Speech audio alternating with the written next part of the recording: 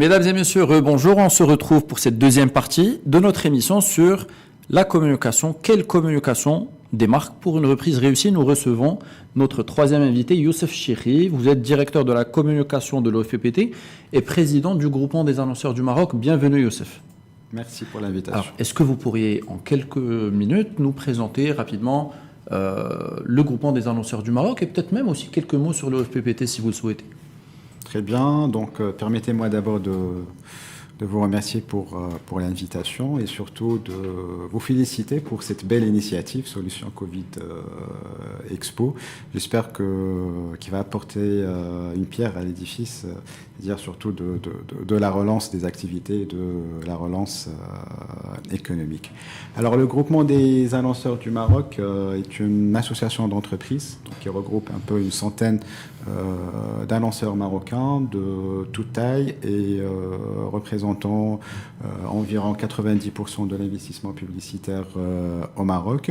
Donc au-delà de son rôle de représentation et de défense des intérêts des annonceurs, donc le groupement a pour mission donc de faire évoluer un peu la pratique du marketing, de la communication, du digital, donc auprès de ses membres, surtout d'encourager une publicité responsable et respectueuse du public, et tout ça dans l'objectif de renforcer la confiance des consommateurs vis-à-vis des marques. Voilà très rapidement le groupement. Donc je rappelle que le groupement est membre depuis 1989 à la Fédération mondiale des annonceurs. Merci infiniment, Youssef Chiri. Alors, une question, comme j'ai posé la question tout à l'heure à Maria et Mohamed, par rapport à la réaction des agences, je pose la question par rapport à la réaction des annonceurs. On vient de passer par 3-4 mois assez particuliers. Comment les marques ont-elles communiqué en cette période? Est-ce qu'il y a eu des choses innovantes, des choses un peu différentes? Quelle a été leur réaction? Écoutez, il s'agit d'une période vraiment inédite. C'est-à-dire la dernière pandémie remonte à 1920. Les annonceurs, comme c'est-à-dire tous les autres acteurs, donc ils ont subi, c'est-à-dire donc toutes les marques, ils ont subi une sorte de stress test. Donc par rapport à leur communication, par rapport à la valeur ou l'expérience qu'elles délivrent. Et donc il a fallu un certain temps donc, pour comprendre et pour pouvoir s'adapter et réagir. Maintenant, les marques, donc que ce soit à travers le monde ou particulièrement au Maroc. Donc ils ont fait preuve de créativité, ils ont fait preuve d'innovation, ils ont fait preuve d'agilité pour pouvoir c'est-à-dire s'adapter à ce nouveau contexte. Quand on entend un certain nombre de débats, on a l'impression que dès qu'on a décrété c'est-à-dire le confinement, donc les marques marocaines se sont renfermées, ils ont coupé tous les budgets communication, ils ont arrêté de communiquer.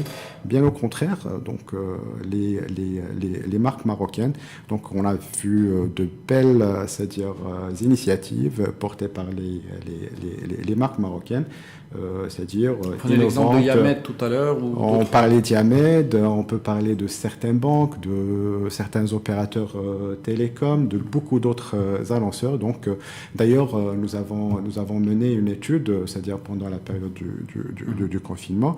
Ce qui ressort de cette étude, et c'est des choses qu'on a pu aussi observer dans les différents médias.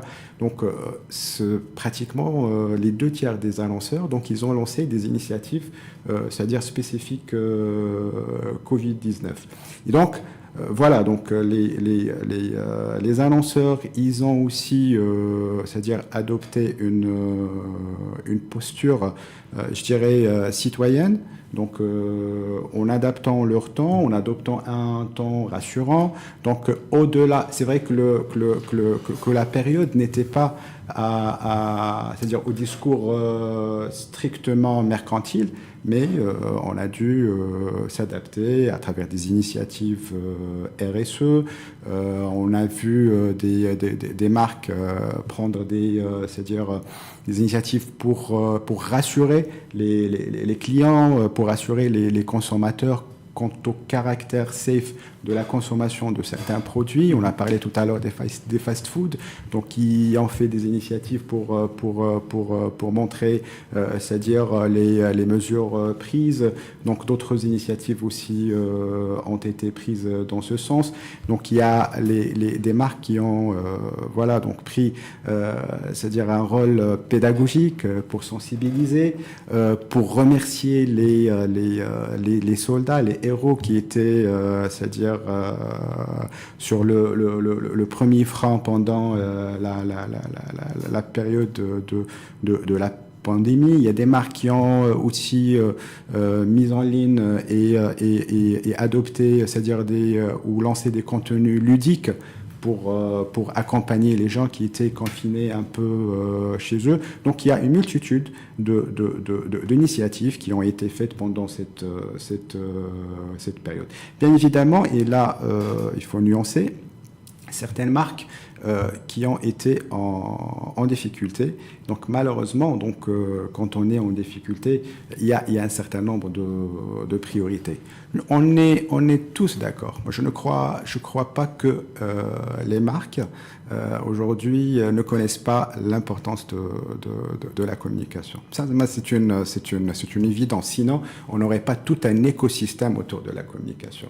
Donc c'est tout simplement parce que les marques sont conscientes de l'importance de la communication et c'est-à-dire ils mettent des budgets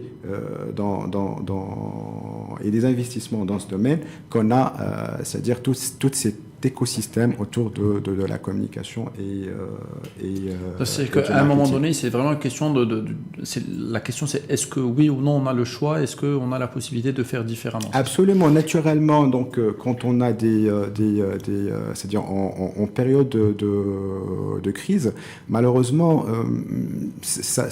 malheureusement, donc on doit faire des choix. Et parfois c'est des choix difficiles.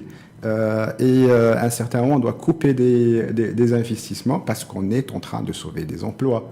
C'est-à-dire entre mener une campagne d'image et licencier un salarié, le choix il faut réfléchir. Entre militer pour sauver la pérennité de la boîte et investir dans l'image, il y a un certain moment des compromis à faire.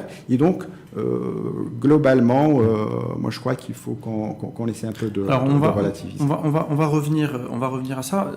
Se dépasser pour relever de nouveaux défis. BMCE Bank of Africa devient Bank of Africa.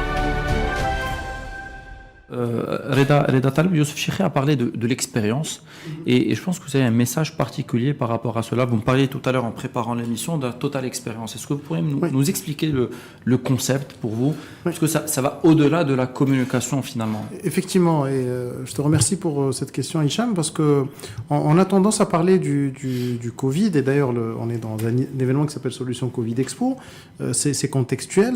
Maintenant, il y a des tendances lourdes qui étaient bien installées avant le Covid. Et il ne faut pas qu'on les oublie. C'est pas parce qu'il y a aujourd'hui le Covid qu'on va oublier des tendances. Alors, les tendances lourdes, c'est des tendances d'abord de digitalisation majeure des sociétés. Donc, on est dans une logique où l'hermétisme des channels de communication a été transcendé par le digital. Aujourd'hui, on parle beaucoup de notions de pouvoir. J'en parlais un peu tout à l'heure.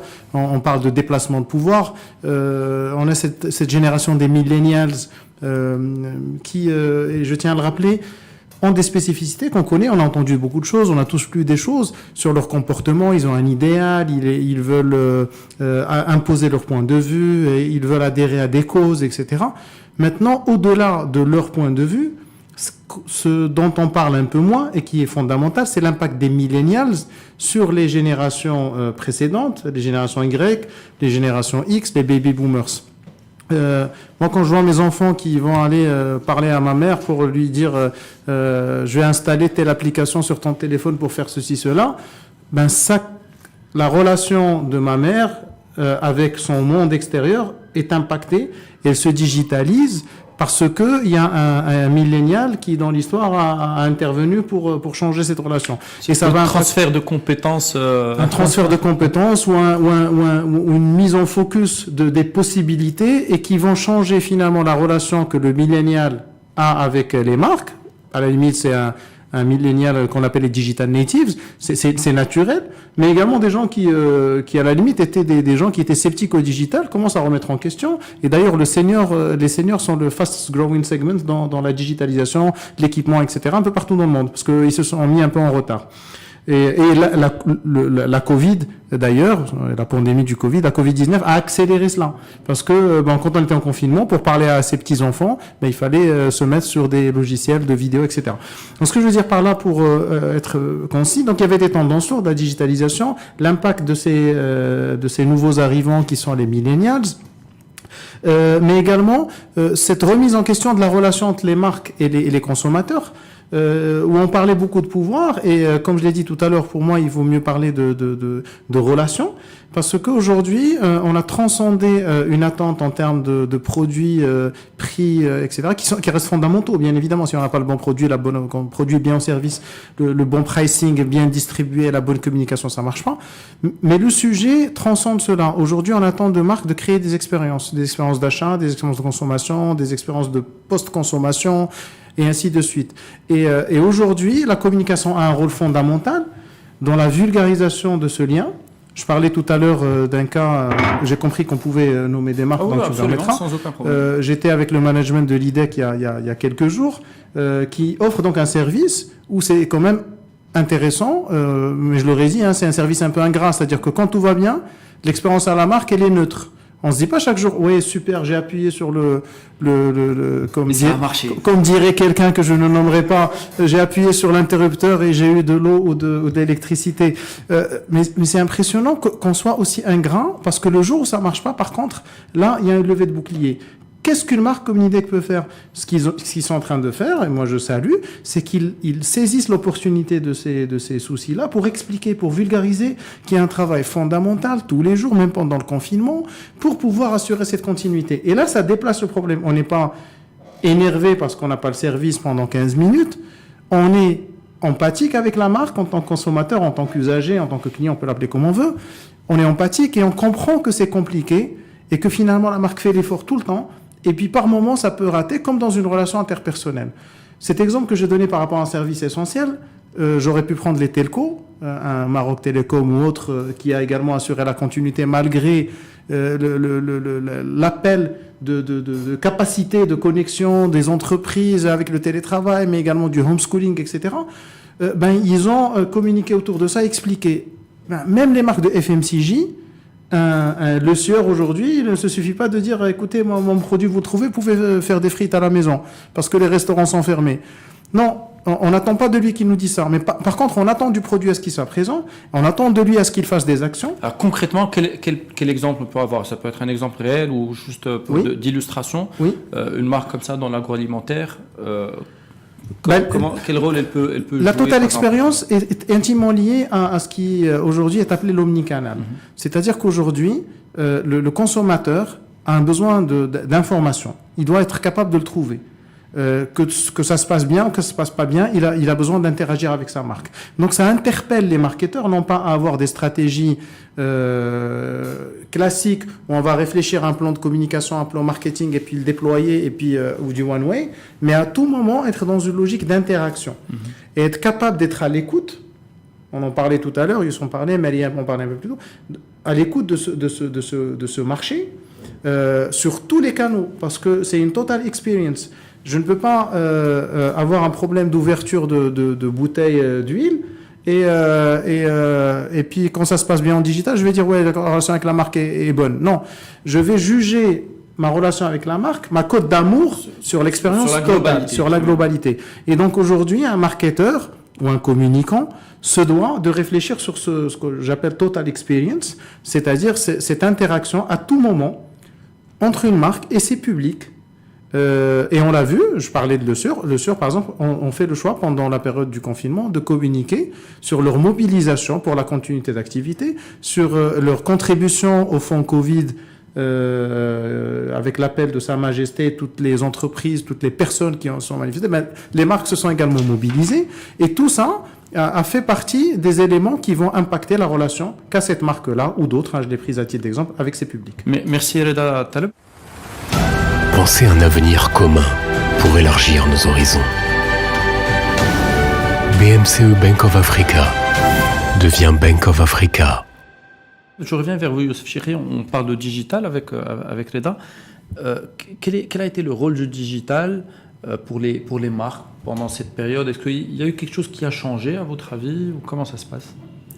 Moi, je crois que cette pandémie a constitué un catalyseur ou un accélérateur de l'intégration digitale chez les entreprises partout dans le monde, et aussi au Maroc.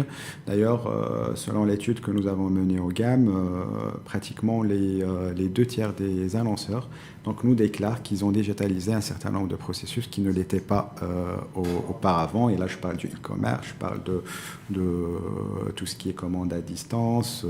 Aujourd'hui, les offres 100% digitalisées. Donc, le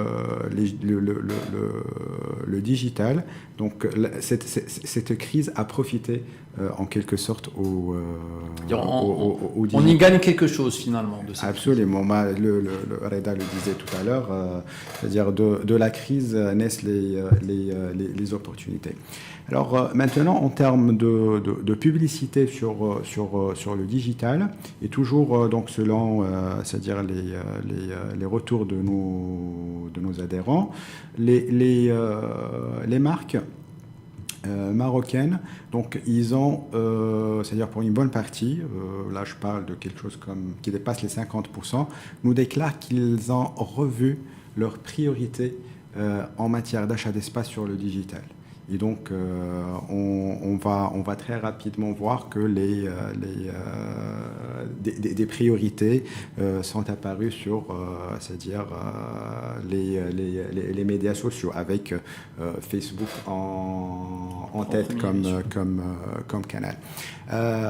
Par contre, un constat très intéressant, c'est aussi la place des éditeurs locaux en termes de priorité d'achat d'espace. Et on a remarqué qu'en parallèle avec l'évolution de l'audience chez des éditeurs locaux, donc il y a c'est-à-dire des sites électroniques qui ont vu leur audience doubler pendant cette période, tout simplement parce que pendant cette période, avec la prolifération des fake news et tout, donc on essaie un peu d'aller vers absolument sur chercher un peu de fiabilité chez les J'en profite, Youssef Chikri, je vous redonne la parole juste pour rappeler que nous sommes ici dans les locaux du groupe Le Matin et qu'on est dans le plateau télé du groupe Le Matin qui eux aussi ont eu une augmentation importante au niveau de leur site internet et de leurs différents médias. Absolument, donc voilà. En ce qui concerne très rapidement les évolutions qu'on a dû observer, c'est-à-dire Est-ce que vous pensez que ces évolutions vont durer et vont résister un peu à cette période de reprise, ou est-ce que ça a été très contextuel et que c'est quelque chose qui va repartir est-ce qu'on a la mémoire courte finalement? Est-ce qu'au bout de 2, 3, 4 mois, on va revenir tout doucement aux pratiques d'avant et puis aux habitudes précédentes, ou est-ce que vous pensez qu'on en gardera quelque chose finalement? À mon avis, on assiste, c'est-à-dire pendant cette période, à un certain nombre de changements de paradigme. Donc, il est clair qu'il y aura un avant et un après Covid. Donc, le consommateur d'avant Covid n'est pas le même consommateur de l'après Covid.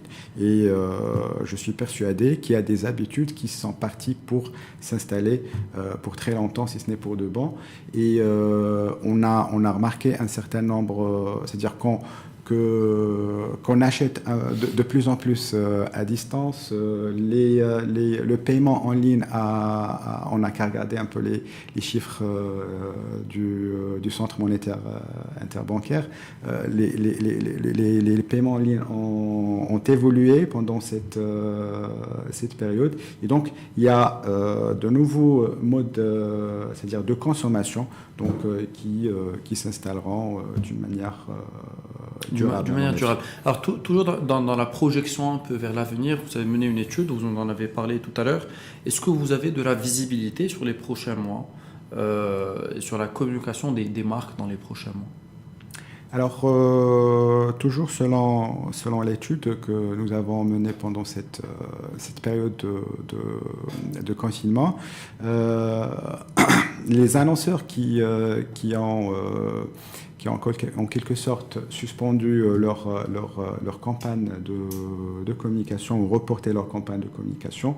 Donc pratiquement 90% de ces annonceurs nous déclarent qu'ils vont c'est-à-dire actionner leur campagne d'ici la fin d'année, dans les mois à venir, dont 50% donc, qui ont déclaré que c'est-à-dire la reprise sera plus rapide, c'est-à-dire dans les 30 à 60 jours qui suivent le déconfinement. Il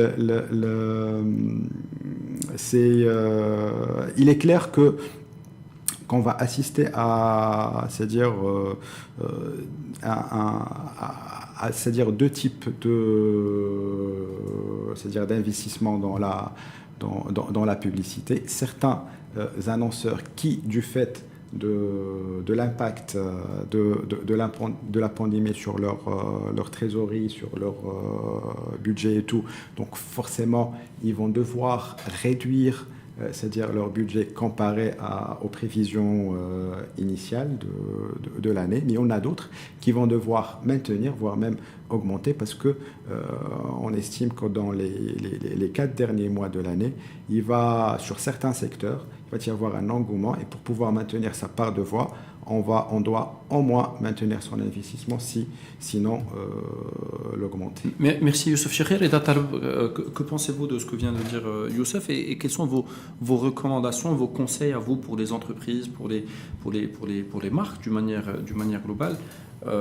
Quelle est la bonne recette? Je ne sais pas si on peut parler de recette, mais voilà, la recette du succès finalement, et d'une reprise réussie, d'une communication réussie. Je pense que on serait prétentieux de dire voilà ce qu'il faut faire, il n'y a qu'à Faucon, on est en train de vivre quelque chose d'inédit, donc on apprendra en essayant de faire. Moi je suis persuadé qu'il faut revenir aux basiques. Et les basiques d'une bonne démarche de communication qui s'appuie sur une bonne démarche marketing, c'est de penser aux consommateurs et de repenser aux consommateurs au centre de toutes les décisions qui vont être menées. Avec bien évidemment ses partenaires, donc faire de la co-construction, être à l'écoute et placer vraiment la cible au centre des réflexions. Il ne suffit pas de dire que voilà, on a été confiné, on est déconfiné, on reprend. Il faut repenser ses stratégies, ses positionnements, son pipeline d'innovation, comment vont évoluer nos offres, produits ou services, comment va évoluer notre distribution, nos pricing. Il y a une crise économique qui est là, on n'en parle pas, mais elle est là, et elle est là pour durer un bout de temps. Et donc il faut que les marques puissent s'adapter par rapport à ça. Donc revenir aux basiques, c'est d'abord remettre le focus sur le consommateur, sur la cible. Et donc, du coup, repenser leur positionnement dans ce nouveau monde, ce qu'on appelle le new normal.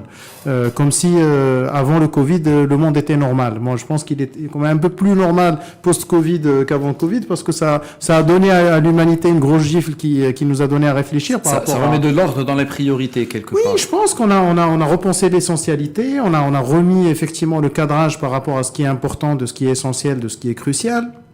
Et c'est une prise de conscience mondiale. Je pense l'humanité en avait besoin. C'est mon instant philosophique. Et ce surconsumérisme à l'aveugle, je pense, a été un peu interpellé pour qu'il soit pensé dans une logique d'impact durable, qui était on a encore une tendance de fond. Toute la dynamique RSE, impact, etc. était là. Mais là, je pense on en a pris un peu plus conscience.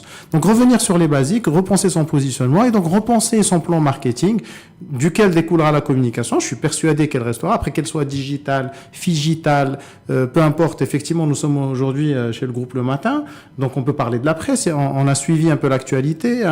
Un ministre qui était à l'écoute, qui a débloqué un certain nombre d'actions vis-à-vis de la presse, quelques dizaines de millions de dirhams, plus de 200 millions de dirhams pour rebooster ce secteur qui a pris la crise en plein fouet, de plein fouet, parce que le papier a été suspendu. Bon, là, ça reprend avec les implications que ça a, etc. Idem pour les autres secteurs. Je pense qu'il y a une réflexion de fond par les marques sur le focus sur le basique, mais qu'elles ne pourront pas le faire toutes seules. Elles ont besoin d'agences. L'UACC, Maria en parlait tout à l'heure. Elles ont besoin d'un écosystème, elles ont besoin d'experts qui vont les accompagner. Et moi, mon message, c'est un peu de patriotisme et de positivisme. Consommons marocain. Je pense qu'on a des expertises en local. On est capable de monter des offres par les Marocains pour les Marocains. Moi, je suis un fervent défenseur de cette idée. Je pense qu'on a des standards mondiaux, on a des expertises. Maria n'est plus là pour en parler sur le plateau, mais je peux parler en son nom. Bonsaï exporte à l'international, ils ont des clients à l'international. Officium, nous avons des clients à l'international qui respectent notre savoir-faire et notre expertise. Et des fois, bon, nul n'est prophète en son pays, des fois, on a peut-être aussi besoin de remettre en question, que ce soit pour la com, le marketing, l'accompagnement de manière générale, ce complexe, j'ai envie de dire, et qu'on fasse confiance aux talents marocains, aux écosystèmes marocains. Et quand je dis les talents, c'est au-delà des agences, au-delà des cabinets de conseil, c'est des dynamiques d'artistes, de créateurs de contenu, etc.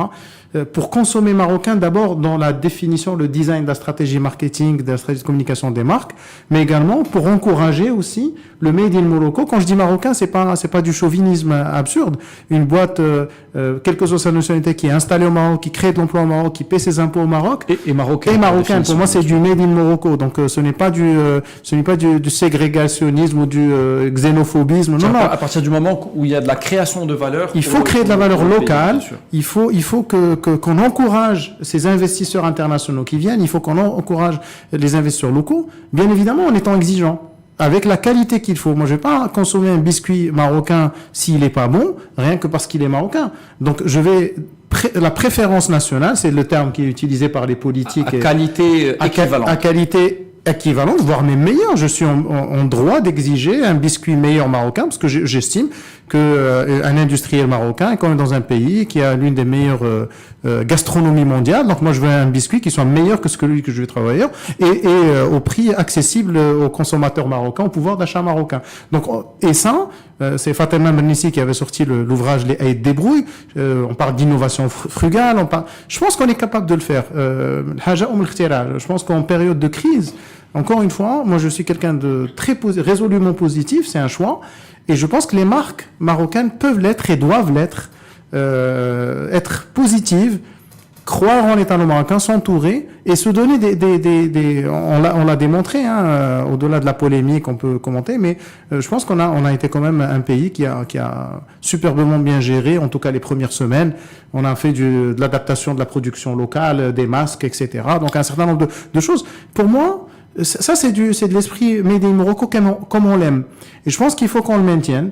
Et ça ne se décrète pas parce que chasser le naturel, il revient au galop. Et on a un naturel qui est installé qui n'est pas nécessairement le plus glorieux. Il faut qu'on se le dise. Mais on est capable du meilleur comme du pire. Je pense que le cri de détresse que j'ai aimé, c'est on peut être focus sur le meilleur.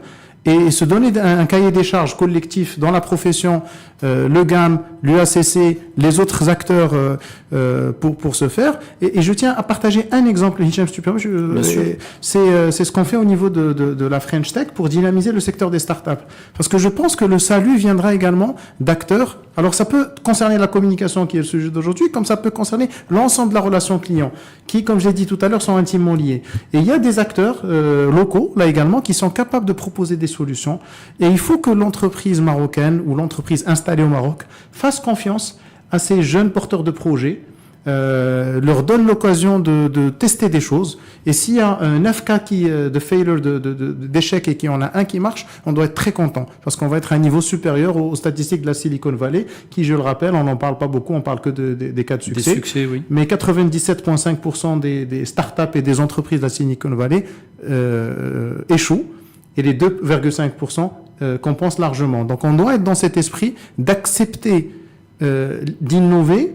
Et quand on accepte d'innover, c'est une culture de l'échec. C'est Thomas Edison, et je termine sur ça, qui disait, je n'ai pas, I have not failed 10,000 times, je n'ai pas raté mon approche 10 000 fois, j'ai juste trouvé 10 000 manières qui ne marchaient pas avant de trouver la bonne. Et c'est cet état d'esprit, je pense, qui doit motiver les marques dans leur manière de prendre la parole, mais également de proposer des total experiences qui sont meilleures à leurs clients et à leur public. Merci infiniment, Reda Taleb. Encourager la solidarité pour connecter toutes les énergies.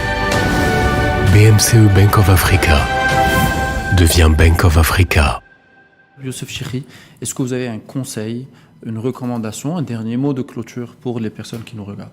Voilà, comme je disais il y a quelques instants, c'est-à-dire les modes de consommation ont évolué, les attentes des consommateurs aussi, donc les marques doivent être à l'écoute du consommateur et ses nouveaux attentes.